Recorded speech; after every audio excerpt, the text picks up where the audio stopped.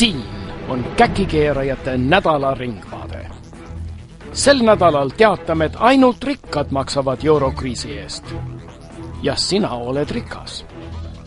Muu uudistes Eesti esikäkikeeraja Ärma Toomas vajab rohkem puhkust ja raha. Suure juhi rahvuskaaslased Kalevite kantsi juhtideks. Oluline vahe. Garantii tuleb enne ja maksmine hiljem. Ja maa tuleb täita venelastega. Hakkame pihta. Kui meie rahva poolt palavalt armastatud president uuesti ametisse määrati, sai ta oma raskest tööst mõned minutid hinge tõmmata.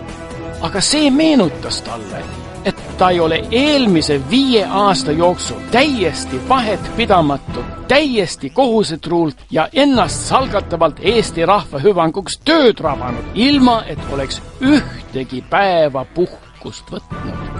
On arusaadav, et ta seepärast nõudis 5 aasta jooksul saamata jäänud puhkuse hüvitamiseks Rahandusministeeriumilt 400 000 krooni. Seadus näeb küll ette, et hüvitada saab ainult eelmise aasta jooksul välja võtmata puhkust, aga seda sorti seadused on kohandatavad teatavasti ainult lihtrahvale. On ka arusaadav, et Ärma Toomas lasi selle nõudmise oma eraelu kaitseks 75 aastaks salastada. Salastamine on Eestis hädavajalik, sest kahjuks on meil ikka veel häbematuid ajakirjanikke, kes ei oska kõrgest seisusest võimueliidi esindajate ja isegi meie esikäkikeeraja vastu küllalt aupaklikud olla. Mõned ei oska isegi küllaldaselt hinnata ta ennast ohverdavat teenistust Eesti rahva hüvanguks. Toomas ja Ärma turismitalu omanik, ülielegantne Evelin ei ole mitte ainult 5 aastat rasket tööd rüganud ilma ühegi puhkuspäevata. Nad on seda teinud näruse palga ja hüvitiste eest, nagu Toomas on oma tavapärastest ettekannetest Ameerika saatkonna ametnikele selgitanud. Mõnikord, nagu näiteks vabariigi aastapäeva pingviinide palli jaoks valmistamise ja läbiviimise ajal, ei saa Toomas ja Evelin isegi küllalt magada. Ainuüksi Evelini pallikleidi valmistamine ja soengu ning make-upi tegemine on nii pingeline, üliinimliku tähelepanu nõudev tegevus, et ainult elu rasketest karastatud ennast salgava ränk raske tööga harjunud inimesed, nagu Toomas ja Evelin, saavad sellega hakkama. Eesti käkikeerajate liit soovitab teha seadus, mis annab Ärma Toomasele aasta jooksul vähemalt 3 kuud puhkust. Kui ta aga jätkab oma senise harjumise järgi Eesti rahva kohusetruud teenimist ilma puhkamata, siis peab uus seadus talle puhkuse 3-kordselt hüvitama, ilma et tal oleks vaja selleks mingit sellist avaldust esitada, mis võib tunduda kõrgest seisusest inimesele alandav.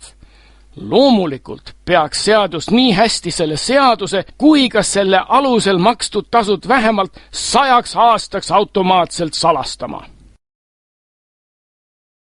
Eesti kõige kohanemisvõimeline käkikeeraja, Keskerakonna suur juht ja Kalevite kantsi linnapea Edgar Savisaar lasi Keskerakonna Tallinna nõukogul kinnitada 3 linnaosa vanema kandidaadid. Kandidaadiks kinnitati ja seega linnaosa vanemaks saavad Mihhail Korb, Andrei Novikov ja nägus Olga Ivanova. Näib, et Olga peab hakkama asendama Savisaare endise silmarõõmu Sofia Terjugina tööülesandeid, sest ta on Savisaare saatjaks ja seltsiliseks järjekordselt Venemaa külastusel. Seekord finantseerivad Tallinna maksumaksjad Savisaare ja Olga külastust Peterburgi, kus Savisaarel on tähtsad kokkusaamised asekuberneri Alla Manilovaga, et arutada nende varem allkirjastatud koostööprotokolli. Loodetavasti peab Savisaar ka läbirääkimisi varem ta vaenlaste poolt nurja aetud rahaliste toetuste asjus, sest Keskerakonna võlakoorem on ikka veel võrreldav Kreeka omaga. Nii hästi Euroopa Liit kui ka Eesti valitsus ei ole Keskerakonna võlgade tasumiseks isegi veel mitte garantiid kehtestanud. rahasüst Venemaalt on seetõttu hädavajalik. Linnaosa vanemate määramisel kinnitas Savisaar, et ta ei ole kunagi inimeste ametikohtadele määramisel lähtunud nende rahvuslikust kuuluvusest. Ilmselt on see, et linnavalitsuses domineerivad sellised nimed nagu Ivanova, Voronkova, Bazarova, Patrakova ja Terjugina ainult juhuse asi.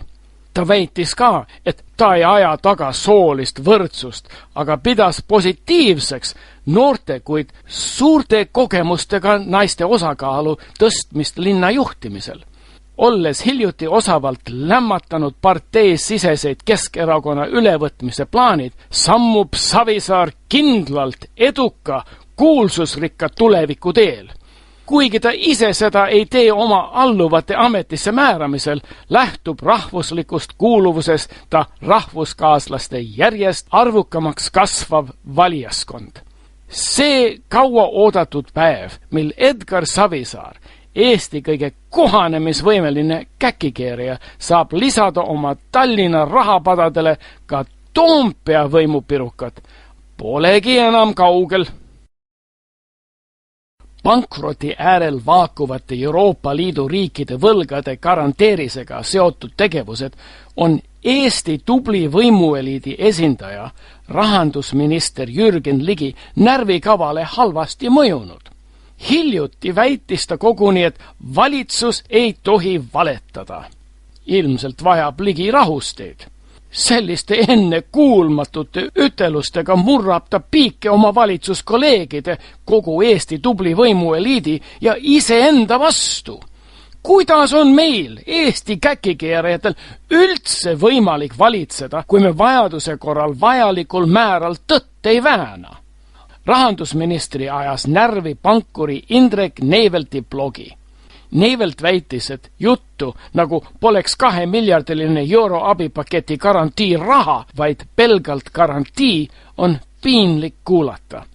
Risk on risk, olenemata sellest, kas annad garantii või laenu, kirjutas Neivelt, ja lisas, et on üsna vähe tõenäoline, et nõndanimetatud probleemriigid oma võlgasid teenindada suudavad.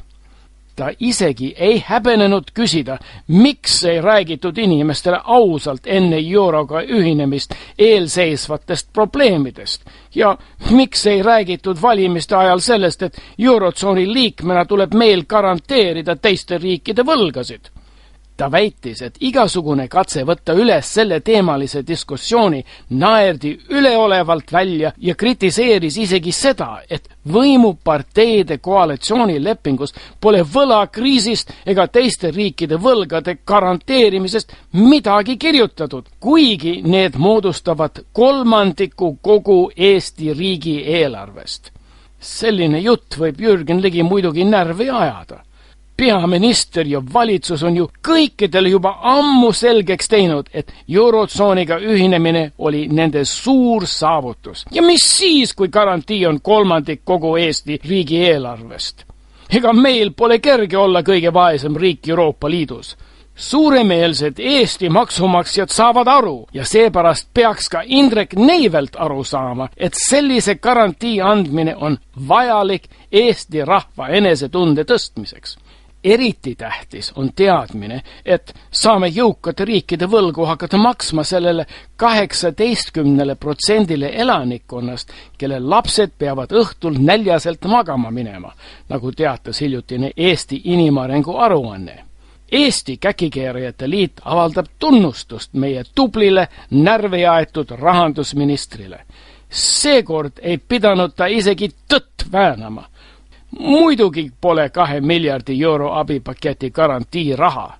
See on vaid dokument, mille alusel raha makstakse.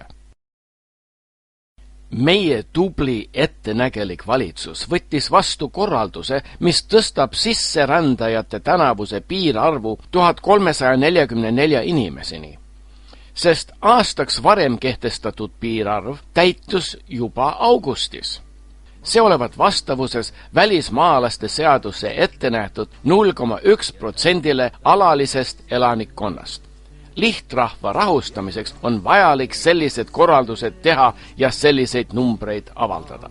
Eestlased on kahjuks hakanud aru saama, et kui esimese Laari valitsuse ja Lennart Nikolajevi lepingutega Eestisse põlistatud okupantide, punaarmeelaste, julgeolekutöötajate ja kõikide nende perekondade arv ületab põhisrahva arvu, siis ongi eestlased vähemusrahvus oma põlisel kodumaal.